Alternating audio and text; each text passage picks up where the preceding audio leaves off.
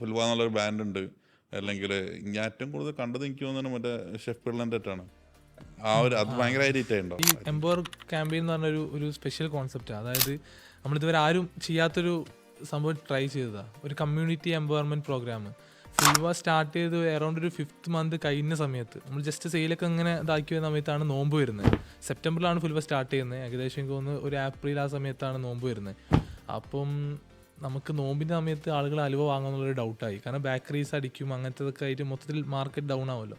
അപ്പോൾ നമ്മൾ എന്ത് ചെയ്യും? നമ്മൾ ഓൾറെഡി നിങ്ങൾ ടീം ഇനീഷ്യലി കൊടുത്ത ബേക്കറീസ് തന്നെ നമ്മൾ ഇല്ല ചെയ്തത് കംപ്ലീറ്റ് ഓൺലൈൻ. അതായത് സ്റ്റാർട്ടിങ് കോഴിക്കോട് കേരള മാർക്കറ്റിൽ വ്ളോഗേഴ്സ് മാർക്കറ്റിംഗ് അങ്ങനെ ചെയ്ത് ഓൺലൈൻ തന്നെ ചെയ്ത്.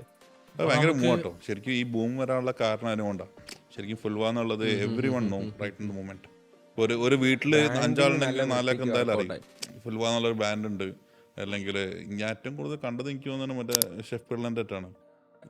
അത് ഭയങ്കരമായിട്ട് ഹിറ്റ് ആയിട്ടുണ്ടാവും ഐ തിങ്ക്.